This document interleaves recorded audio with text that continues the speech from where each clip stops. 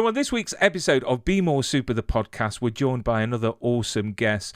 She is an award-winning director, writer and actor. It's Lisa Rose Snow. Lisa, welcome to the show, my love.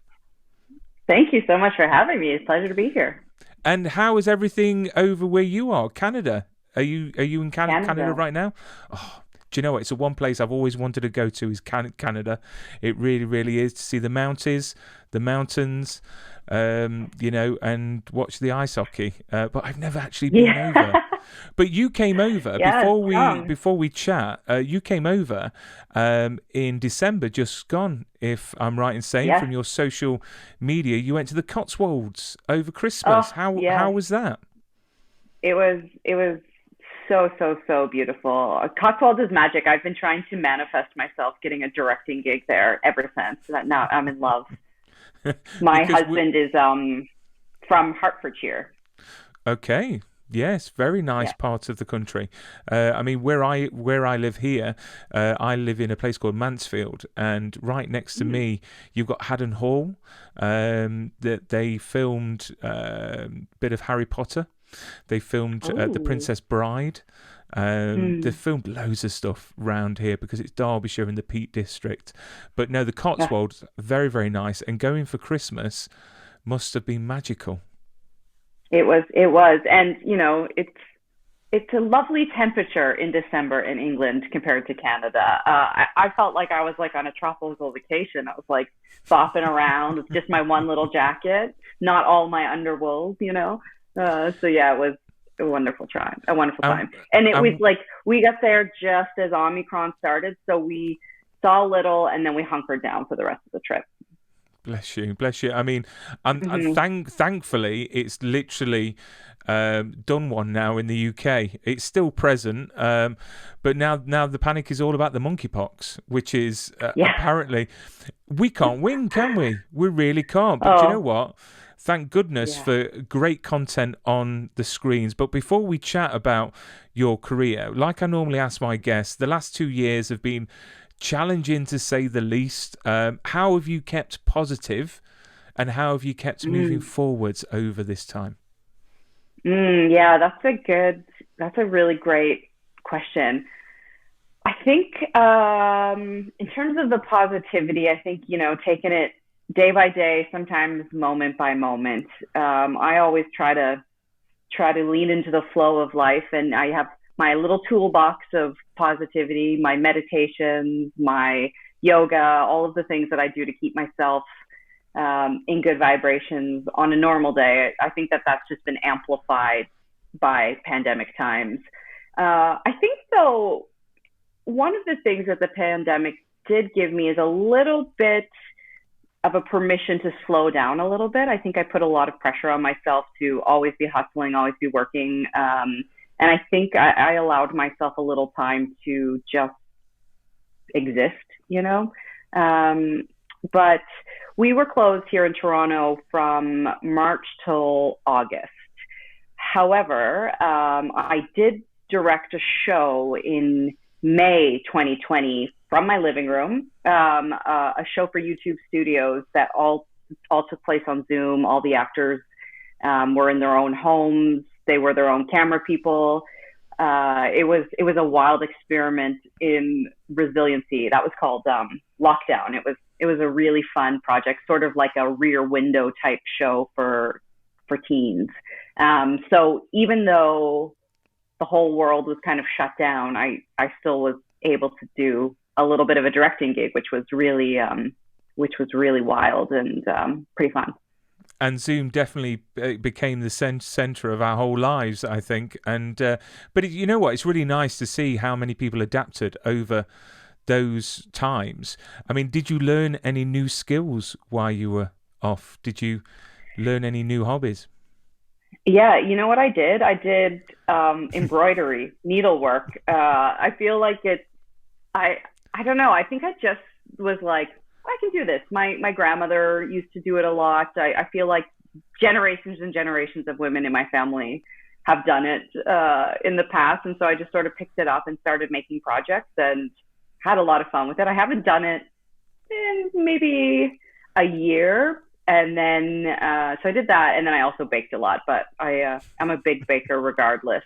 Though it's a little bit harder when it was just me and my partner in the house. So I was doing all the baking and he was doing most of the eating. And then eventually it was like, okay, we gotta rein in the baking a little.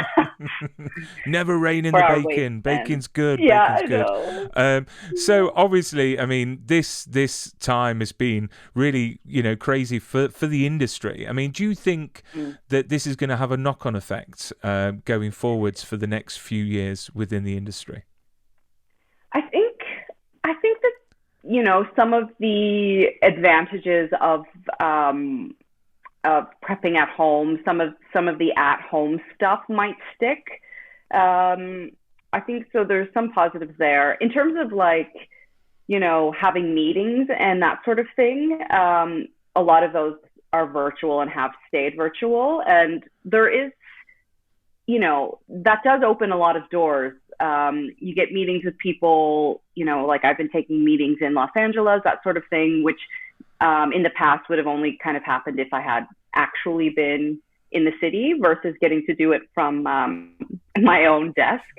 So there are some real positives. I think the thing that it really showed was just how important content is. People turned to TV and movies and podcasts to really, find some joy or escape their circumstances. And, that's really validating. And it was especially interesting, some of the government rhetoric around who is essential and what jobs are essential and what's an essential worker and what that means. And, the arts were not included in that. And yet it was a lot of what people turned to deal with it. So, it was like, the amount of comfort and joy that people took in content creation, I think is essential. No, it is. It's completely essential, because there was a time when I think everyone was panicking that nothing was being made, so we would have to be stuck with reruns. So from a very young age, did you always want to have a career in the entertainment industry? I mean, did you always want to be an actor or director when you was a small wee girl? Yes, indeed. I started by wanting to be an actor. I think I was maybe 5 or 6. My parents took me to see a theater play, and I can just remember turning to them and being like, "Is this someone's job?" And they were like, "Yes." And so they started enrolling me in little acting classes and little theater schools, and I really pursued that for a long time. And I think a lot of the reason was that I didn't see myself reflected in writers or directors. I certainly knew of directors like Spielberg and George Lucas and Scorsese, that sort of thing, but I didn't have personal access to seeing female directors, so I didn't know that was a thing. And then the first time I remember seeing a female director was Sofia Coppola with Virgin Suicides. But even that, to me, I was like, oh, it's because she's a Coppola. That's how she's a director. It's not available to someone like me. And so I think that for myself, I try to be very visible as a director and as a writer, just to show people that they can do it as well, Yeah, I mean, the thing is, it's shocking that you were saying that about being a female director, and that's still happening now. I mean, how do we change that? How do we? Because at the moment we're seeing quite high profile women directors, especially with Wonder Woman and films like that, which is fantastic.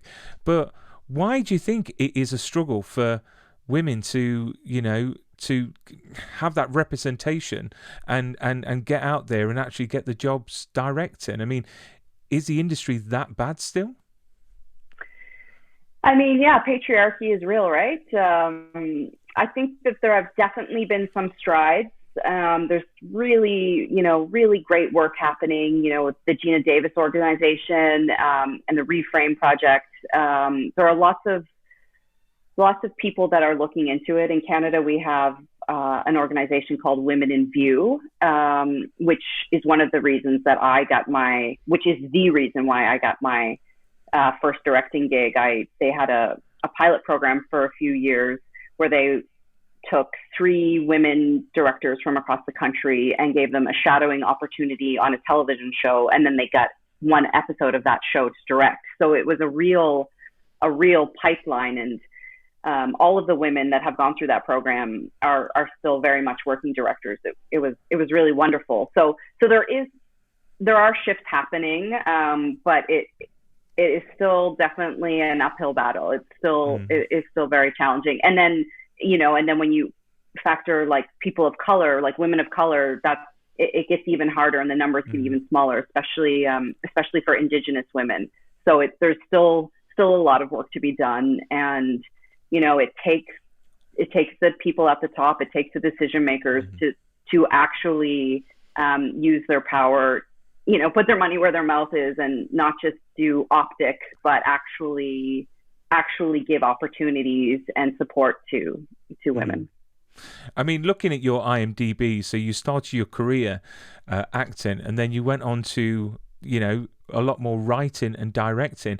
What was the catalyst for moving from acting to writing and directing? Yeah, it's a great question. I always wrote in the sense that I was writing like little plays. Like my parents always laugh, and my aunts and uncles, that I used to charge them $0.25 to watch my plays in the basement when they came over for dinner. I'd hustle everyone downstairs and like make them give me my $0.25, and then like do very long plays that I'd created that they would have to sit through. And then I was always journaling and writing. And I think for me, it came out of theater originally. I started writing plays.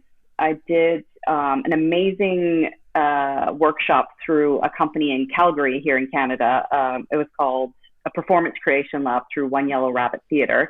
And that was basically a month-long intensive where you developed a one-person show that you had to also write. So that was my first time writing.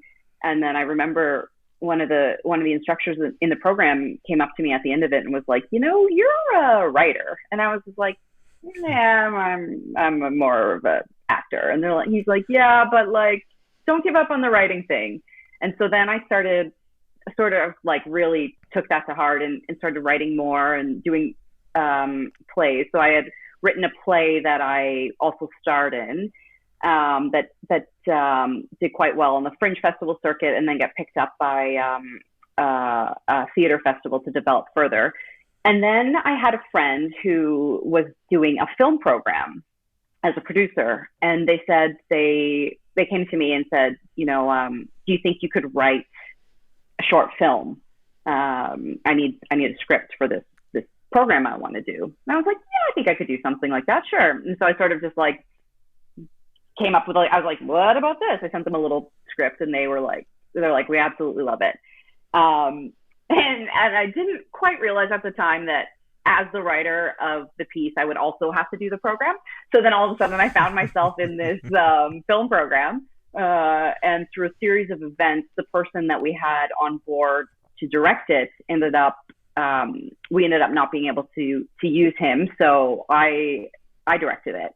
And it was just like, it was wonderful. It was so fun.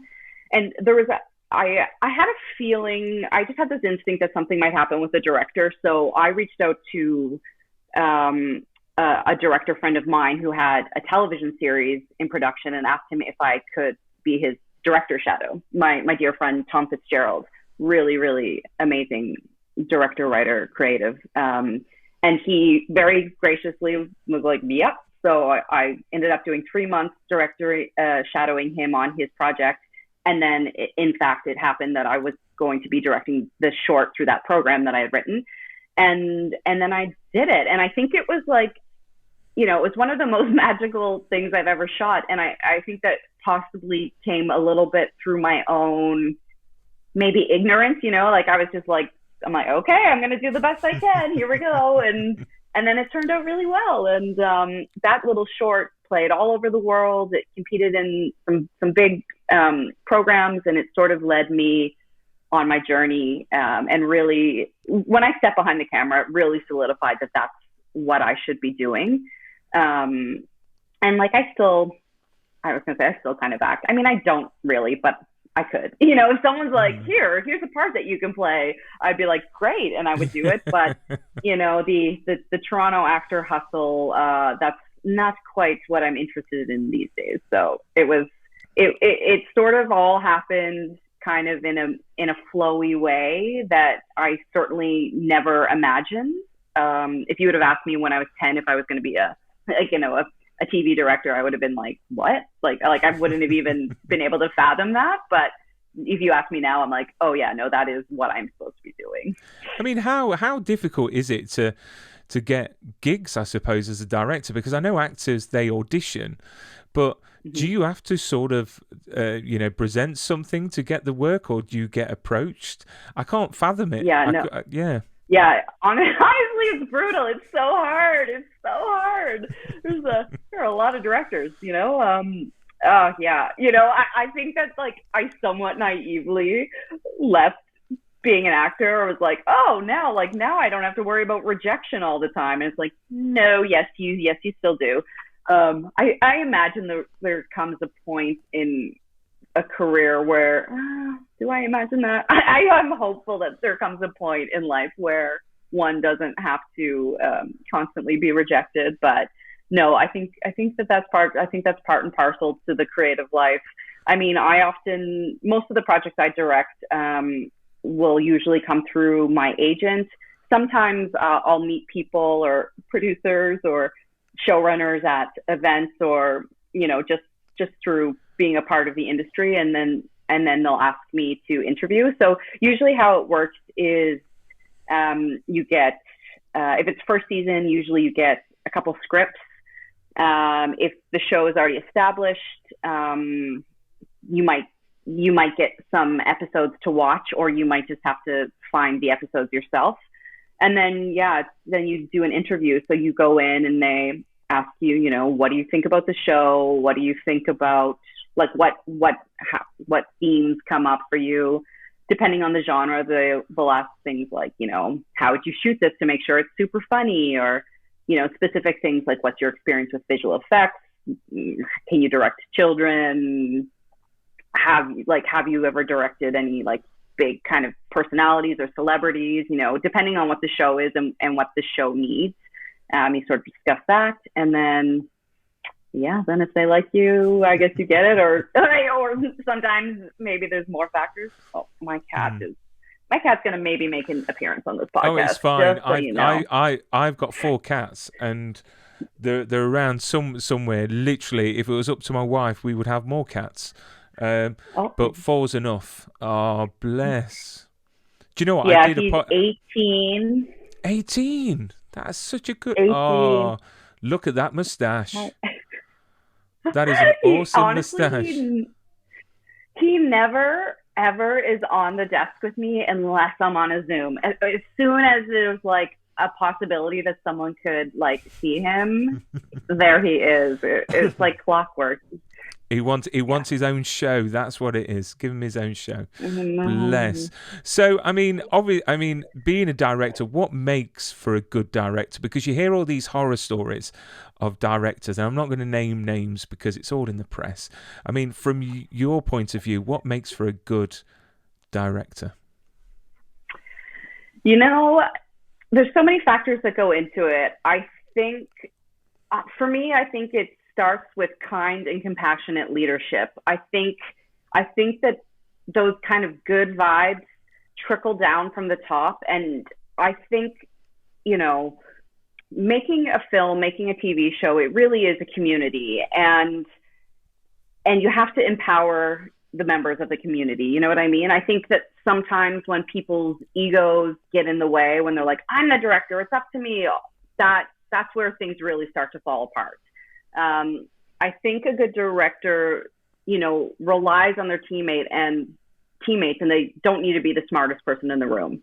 You know, at the end of the day, yes, you have to make the decision. So there is a level of decisiveness, but like I hope that I am never in the room the biggest VFX expert, for example. Like I know VFX, I use it, but I don't want to know the most out of it. I want my VFX supervisor to know more than me, and I really want to work with them to get the best story possible, And I don't know. I think some people can just be real jerks, and it's a high pressure industry. There's a lot of time, there's a lot of money, but I just think that kindness goes a long way. And like, yeah, you can't be everyone's friend, but there's a difference between being kind and compassionate and still getting your vision across and being a jerk and getting the same thing, I mean, the way I look at it is that you're the conductor of an orchestra, and you want to make sure that everyone is doing their best job possible. And if they're not, I suppose that you've got to be a bit stern. I mean, I think a lot of these directors that have been spoken about in a bad way, it's a bit like having a manager at work. You may not like your manager, but he gets the job done, and he gets the best out of you, even if you don't like it or not. But I don't think I could be any good at that, because literally I'm a people pleaser. I just want to be liked all the time, and I couldn't be horrible. But yeah. So I mean, obviously we talk about you mentioned directors earlier on. I mean, what directors were influential to you and why when starting out? When starting out, I definitely still am inspired, like Steven Spielberg and Wes Anderson. Wes Anderson for me was the big one. I think the first thing of his I saw was Royal Tenenbaums, and it was just visually so exciting and so different than the kind of content that I was used to. I'm not like a huge cinephile. Like I know some people that have watched every movie and they've seen all the Criterion collection and they know all the Oscar winners forever, and I'm not that person. I love movies and content and TV and watch a lot of it, but especially when I was getting started, I had a more limited library, let's say. And so for me, Wes Anderson was very out there. And of course, now as my tastes expand, I see that there are people that are even more out there, and very different. But for me, like he really the symmetrical framing, the overhead shots, the color palettes, very, very inspiring. And I think you can see a lot of his influence, especially in my early work. I mean, obviously, with directors, believe it or not, you're the second director I've ever had on this show. The first director was Randall Kleiser, the guy that directed Grease and Flight of the Navigator and everything like that. I just think it's such a great job, and I think that sometimes people need to focus on the hard work, the shots, and the art of the films. And talking about projects, one project, I need to watch this, but we don't get Lifetime in the UK. And I had Sean Ahmed on the show a while back, and he features in one of your projects that you directed, which is Under the Christmas Tree. I don't know if this is one of the pictures from the shoot. Let me just have a look. So I've got one there. I presume is that from the shoot, because Christmas trees and masks. So this is an awesome film that I've read the reviews. Fantastic. I mean, you filmed it in the pandemic, or was it just before? Or we filmed it last August. I mean, if you want to tell the viewers and listeners a bit about the film, because it's groundbreaking, and I think it's wonderful, and it's about time. If you could tell the viewers and listeners a bit about the movie. Yeah, sure. So it's called Under the Christmas Tree. So it's Lifetime's first lesbian Christmas movie. So super groundbreaking. I'm a queer woman, and all of the leads were queer. There was so much queer representation on screen and behind screen. So it was just so thrilling to do. And it is a very typical Christmas romance, but it just happens to be two women. So Alma has a Christmas tree in her backyard that she loves, and then Charlie is looking for a Christmas tree to cut down for a state capitol, to put in front of the state capitol. And so they sort of spar over whether or not they can get the tree, and sparks fly. And I presume this is going to be shown every Christmas, or can people watch it now? Yeah, well, it premiered last year. It premiered this past Christmas in North America, and I'm hopeful that it'll hit the UK this year, because the same team that made this made Lifetime's first gay holiday movie the year before, which was called The Christmas Setup, and that premiered in England this year. So I'm hoping that it sort of follows that cycle, and we get this one over there as well. I've a lot of my family are over in England, and they were all very hopeful to watch it. I don't think that you can watch it. I would assume that you can't watch it right now, but I would say that it will probably be part of the Christmas canon, certainly for Lifetime, for the next few years. Fingers crossed. And there's someone in the poster that's instantly recognizable, which is Ricki Lake. What was it like working with the original, the OG Tracy Turnblad from Hairspray? Honestly, it was fantastic. Ricki is so wonderful and so sparkly, and she's just an absolute delight to be around. And it was extra special to have her, because she actually hasn't been acting for quite a while. She's this is her first acting project in quite some time. She's doing a lot of amazing work producing documentaries. She's got 2 documentaries.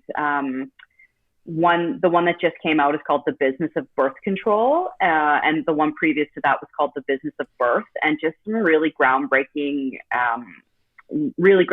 investigative deep dive into the money made behind women's bodies. Ricki's amazing, really amazing.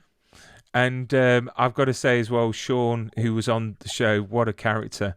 I mean, is it quite intimidating, when you're directing, having stars like Ricki Lake, or literally is it a case of you just get on with it and I mean, it's definitely both. With Ricki, like, I was definitely like nervous, but it's also like you don't want. Like you want to be professional, So I definitely have a little fangirl moment, and then kind of rein it in, and then have my fangirl moments in private when I call my family. I'm like, oh my gosh, I can't believe this is happening. But then on set, it's like, yes, hello, welcome, yes, thank you. I think Under the Christmas Tree, besides my first short that I was talking about, Under the Christmas Tree for me was the most magical experience. Those 2 movies, they just everyone was just awesome, everyone was kind, there was no divas, people just, they came to work, they knew their lines, they had fun, the crew were really great, we never went into overtime, it was a really smooth sailing ship, and it was a real joy to do, and I think we all felt like we were part of something very special, and I think all those good vibes come out in the movie. I hope that you do get to see it, because Sean especially is so funny in it. I have him eating in basically every scene. Every time you see him, he's eating, which looks really cool and is really funny, but also as an actor is quite challenging, because we filmed some of those scenes quite a few times. So he's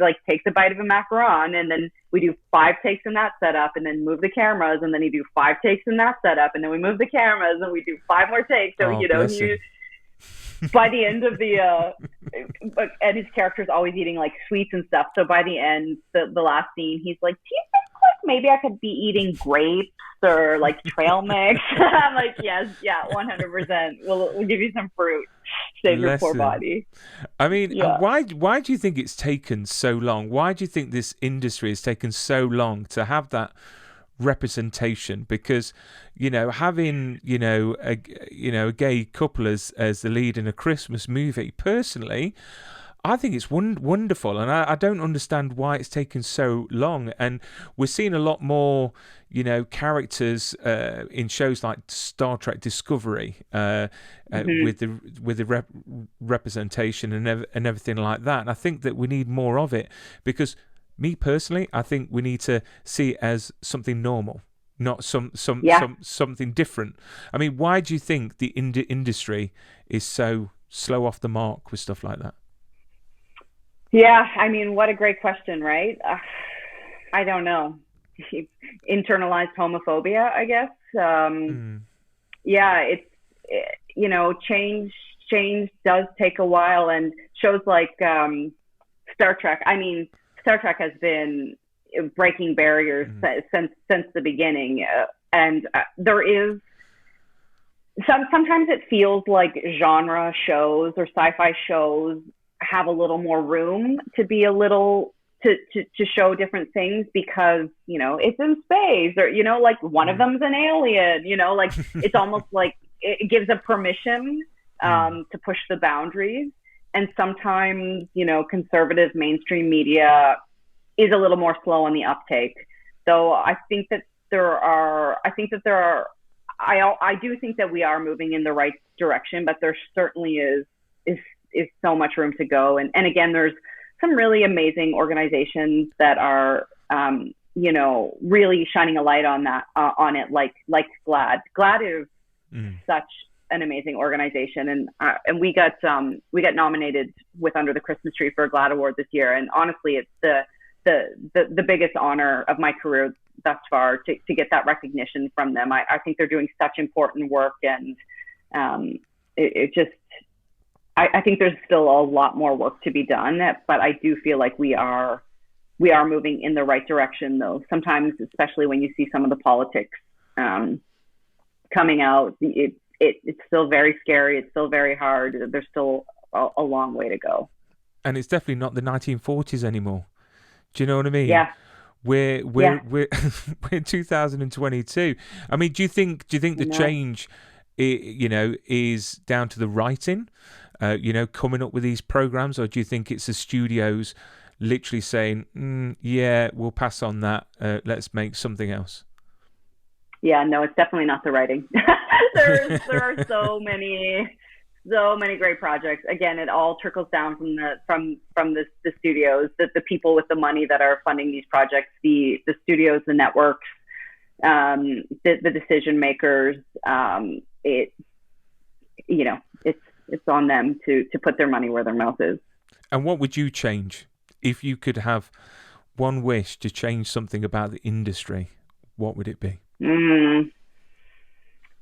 I would say my wish would be that my wish would be for it to not be performative, for people to do what they say they're going to do because it's right and not because the optics look good.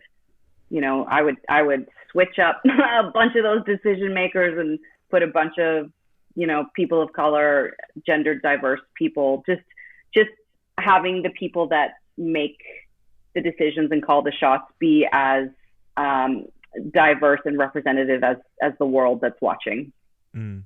Definitely. And what's the one thing you wish you would have known when starting out directing and writing that you do now? What's the one thing that you wish you would have known? Yeah, that's a great question. That's a really good question. I feel like I would, I feel like I don't have any regrets, but I guess I would just have a firmer belief that I deserve to be there. I just like that inner confidence and that inner self-worth, because like we said, there's a lot of rejection. I just got a very heartbreaking rejection yesterday. And so it's like sometimes, it's a hard industry, and sometimes, but it's also so subjective, right? Like people, it's just another human making a decision, and they're not always going to get it right. And just because what they decide, it does affect me and my trajectory, but it's also not about me. So I think I would just remind myself that I have every right to be here, and just to keep working on that resiliency, and don't let don't let the bitterness creep in and become stronger than the kindness and the drive. I mean, you mentioned there about that rejection yesterday, but do you feel that things happen for a reason? Do you think, because a lot of people say that they don't believe in regret because they are where they are now because of things that have happened in the past. So, I mean, do you believe in fate? Do you believe in things happen for a reason? Oh, yeah, definitely. That's foundational for me. I am definitely very, very into the magic of it all. And I think that's the only thing that gets me through is being like, okay, I think there's a saying, what's for me won't pass me. So it's like, okay, I have to believe that everything is happening, even though sometimes that's easier to believe. And sometimes, it's harder. And I think what I try and do is try and have compassion for myself, but I also do try and let myself feel the feelings. Yesterday I got a bath bomb. I had a nice tub and sort of sat in the sad for a little bit. I don't think wallowing necessarily is helpful, but I think acknowledging like, okay, I feel sad in my body and this is why. And then the sort of self affirmations and meditations on like, this doesn't define who I am. This doesn't mean I'm not worthy. Like, I still believe in myself. I believe in my talents. I believe I am here to be a storyteller, and maybe this isn't the story that I'll be telling at this time. And I think that helps me. I think in the past, I used to think that not being upset about it and like building up this armor was the way to go. And I feel like that actually creates internal sort of resentment that builds and builds and then it bursts. And I would rather sort of transmute the energy and allow it to be and then move through it so that I'm not carrying it with me. I mean, how do you measure success in your life and career? I mean, is it awards? Is it the work? Is it the home life? I mean, how do you measure success? Yeah. I mean, I think that's a really great question, and one that I am still looking for my final answer. I think, though, that I think my highest self doesn't care about success. I care about community, and I care about storytelling, and I care about creative expression. And yes, I would like my Marvel movie. I would like my Oscar. I do want all of those things. Let's be real. However, at the end of the day, if I never get those things, I hope that I hope that doesn't make me feel like a failure, because it's so hard to make anything. It's so hard. It is hard to be an artist. And for me, I think success comes in the joy of the moment versus the acknowledgement, because, there are a lot of things that you can't control. Even if you film a movie, sometimes it doesn't ever get released, or someone in it gets canceled, so they never show it. There's so many factors outside of your control, so that it is about the community of creation for me. And I think that's like my highest self expression. So, I'm very human, and sometimes I lean maybe more into the heartbreak and the credits and the things that I want. But again, even with those things, it's like, what's for you won't pass you, So it's like, if I am on my deathbed and I have never directed a Marvel movie, I hope I'm not like, I'm dying and I've never done this. Like, I hope that I can have found my creative fulfillment throughout a life well led. And forget about Marvel, DC movie. You could be the next director of Man of Steel, or another character. But what's been your proudest moment in your career? Because you've done a lot of TV, you've done a lot of writing, you've worked on a lot of shows, but what would you say is the fondest and most proudest moment in your career so far? Yeah, I mean, really, really great question. I feel so fortunate, and I feel so much gratitude for my career thus far. I think the GLAAD nomination for me, I think I'm currently the most proud of. Like, that was so unexpected, and it was just the cherry on top of a wonderful Sunday. Because that was fun to make. I made some really, really, really good friends, including Sean, who I'm working with on another project right now, and my editor Gloria, who's just become one of my besties. I'm just so grateful for the introduction of her in my life. So there's just so much about that project that was so special, and especially people's reaction to it. It was wonderful. I was actually in England when it premiered in North America, so I was up very, very late.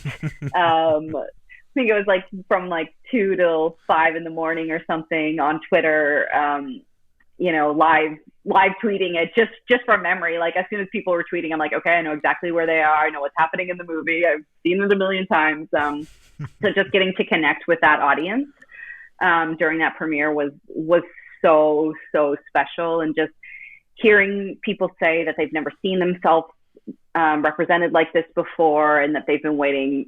Some people were like, I've been waiting my whole life to see myself. And people that love these holiday Christmas movies love them. Like, they love them so beautifully and passionately.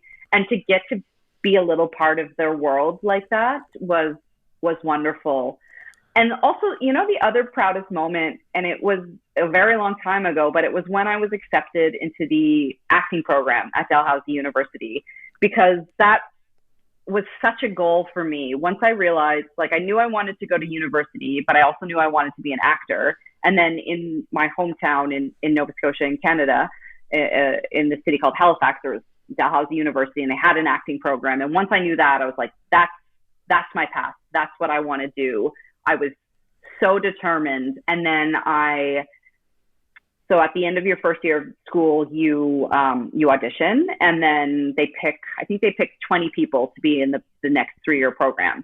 And so I had my classmates, we all, prepped and auditioned together. And then a bunch of people found out they were in, all my main people found out they were in, and I still hadn't heard.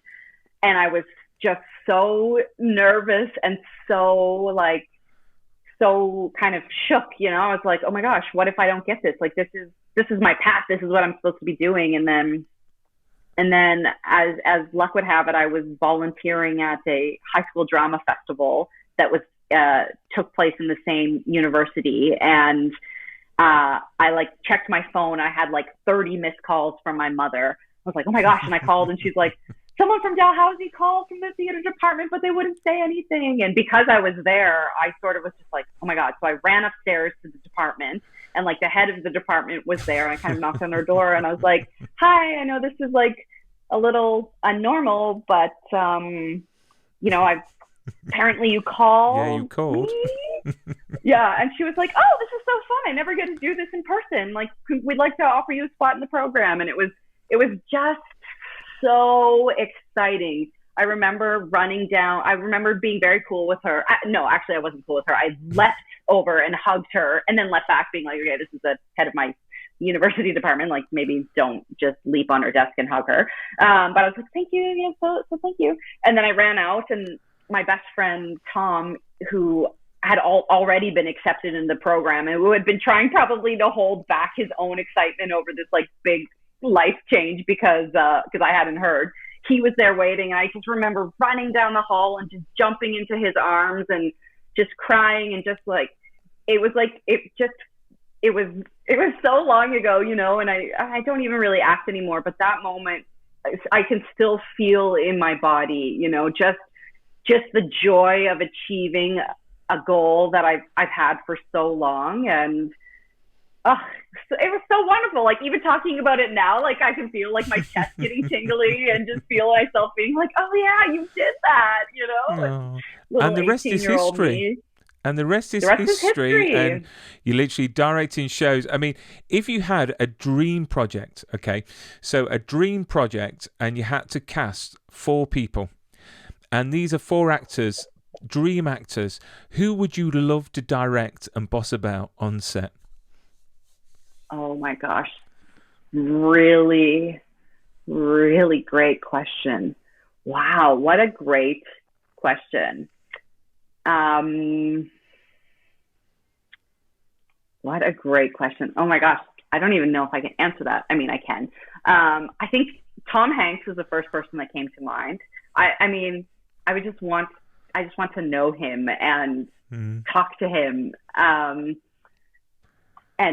just like he's so good. Tom Hanks, I'd want to show with Tom Hanks. Oh man.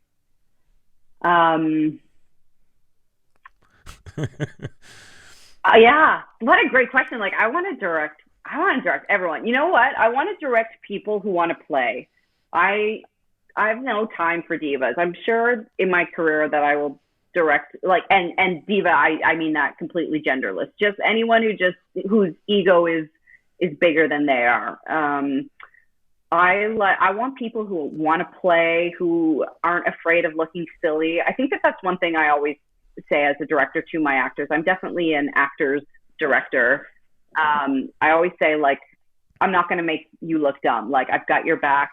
I'm watching you. Because you ask actors to do really, really weird things. It's like, okay, so I'm like, the camera's right in your face. I'm like, I need you to hold your head at an angle and say your lines like that without like really moving. And they're like, okay, sure. And then like it looks good in the frame, but like sometimes it just feels so weird. And then you're also asking them to be incredibly vulnerable in huge sets, you know, like sometimes you'll have like 60, 100, 200 people on set, and then you're asking them to cry or scream and I always feel like it's so obvious in dramas that you're asking actors to be vulnerable, but I think it's even more vulnerable in comedy because comedy is often rooted in darkness, you know what I mean? And so we as an audience and maybe as the writers write something that is really funny, but if you're actually the person experiencing it, it can be really hard and terrible, you know?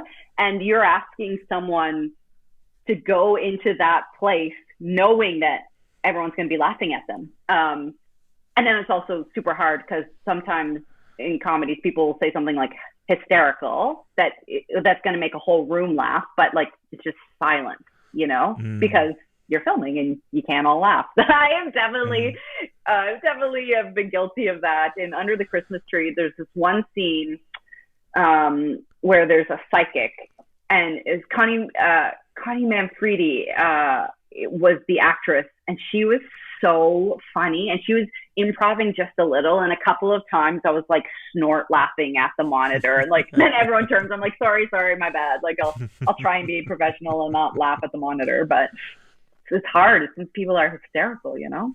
But Tom Hanks, you mentioned Tom Hanks, and that guy can do an actor's masterclass.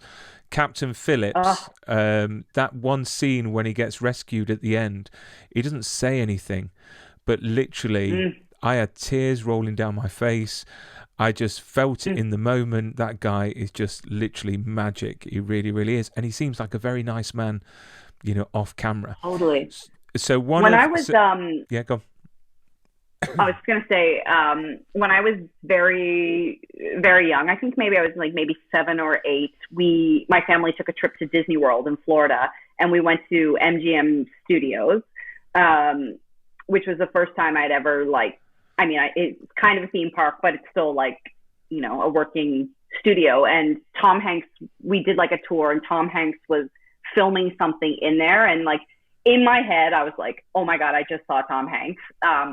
I feel like I didn't, you know, I feel like they're not going to have people walking by where actually, you know, but I think I just imagined it and envisioned it and believed it and was just like, was like one of those moments where it was just like, I'm in the same space as Tom Hanks. Like, just like my little rural Nova Scotia heart, realizing that there was a world in which I could suddenly be transported into the same world as Tom Hanks. And it was just like kind of mind blowing. And I feel like that little child still is in me. Like every time I go to LA, I'm like just like jaw on the floor, like, oh my God, I'm in LA. Or like if I have like a meeting with like a studio or something, some of the big names, it's just like, I can't, I tried so hard to be professional, but I think part of the package you get when you hire me is that I'm going to be a little bit of a fangirl. I'm going to get excited. I'm going to bring that energy. And, I think that really works for some people, and it doesn't for some. There is for those nothing that doesn't. wrong with that at all. There's nothing wrong with that, because I went to go and see Hugh Jackman in concert on his one-man show. And literally, I was man-crushing massively.